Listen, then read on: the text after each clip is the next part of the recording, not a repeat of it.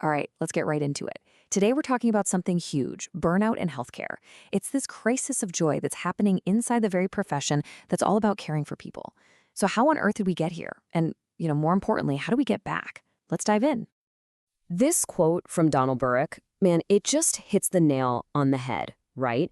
It perfectly captures this massive disconnect between what healthcare is supposed to be and what it actually feels like for the people doing the work. So let's start there. Let's try to understand the sheer scale of this paradox. So, first up, we're going to look at the environment itself, this incredibly complex, high pressure world that healthcare workers have to navigate every single day. People often describe modern healthcare as a VUCA world, and that stands for volatile, uncertain, complex, and ambiguous. You've got all these outside pressures, rising costs, new rules, giant corporate mergers, and it all creates this constant churn, this feeling of instability and stress for folks on the front lines. And this isn't just some business school buzzword, it has real staggering consequences. Just look at this number, 16.8%. That was the average turnover rate for bedside nurses back in 2017. Let that sink in. Nearly 1 out of every 6 nurses left their job in a single year. That is a massive red flag that the system is under an incredible amount of strain. And that turnover? Well, it has a huge price tag. The average cost to replace just one registered nurse is almost $50,000. Now you multiply that by the thousands and thousands of nurses leaving, and you begin to see the unbelievable financial drain that burnout is causing the whole system.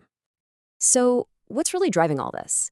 Well, it's not just one big thing. It's more like death by a thousand cuts.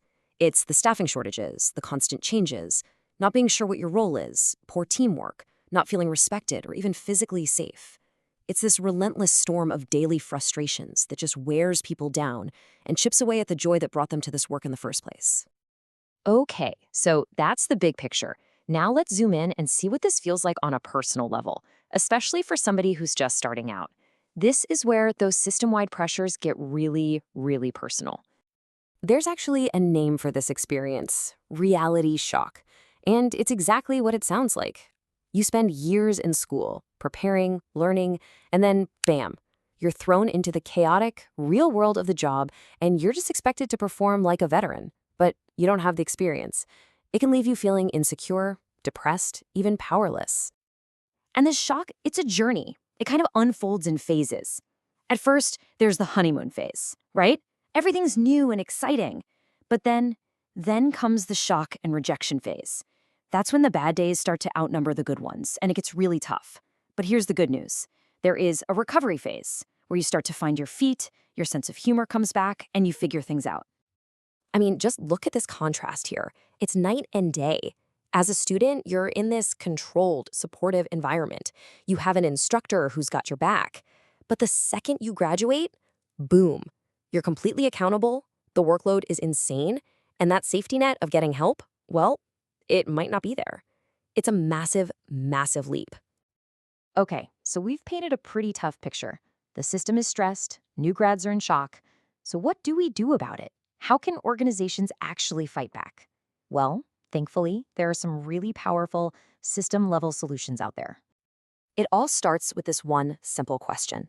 Instead of just focusing on everything that's going wrong, the Institute for Healthcare Improvement Framework starts by asking staff to reconnect with their purpose, to remember why they got into this field in the first place.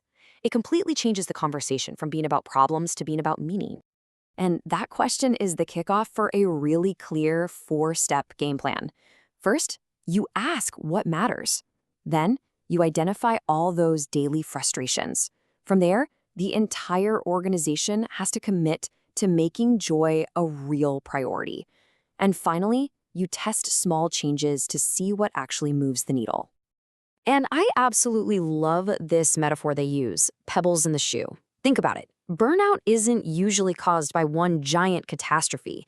It's the buildup of all the small daily annoyances, the clunky software, the broken equipment, the communication gaps. The whole goal here is to find and get rid of those pebbles, one by one. So while the organization is working on that big picture, what about you? As an individual, what can you do to navigate all this? Let's talk about some tools for your own personal toolkit. A great place to start is just with a little self-awareness. Are you more of a sequential, rule-following, left-brain kind of thinker, or are you more of a creative, big-picture, right-brain type? And hey, one isn't better than the other. The key is just knowing your own tendencies so you can manage your time and your energy in a way that works for you. And for anyone going through that reality shock, these techniques are game changers. It all really boils down to being honest with yourself and with others. Let people know when you're overwhelmed. Watch how the veterans do it and ask them for tips. And please, see mistakes for what they are. Just opportunities to learn, not failures. Okay, we've looked at the system and we've looked at the individual. So for our final point, let's bring it all together. Because the real solution is somewhere in the middle. This is probably the most important takeaway of all. Bringing joy back to the workplace isn't just about an HR initiative or some wellness app. It has to be a genuine shared commitment. Leaders have to provide the resources, managers have to listen to their teams, and every single person has a part to play in creating a more supportive culture. And that brings us to the end. I know this can all feel huge, maybe even impossible. But change always starts small. So I'm going to leave you with this question to think about. What's one small pebble, one tiny frustration in your day that you and your team could work on removing starting tomorrow?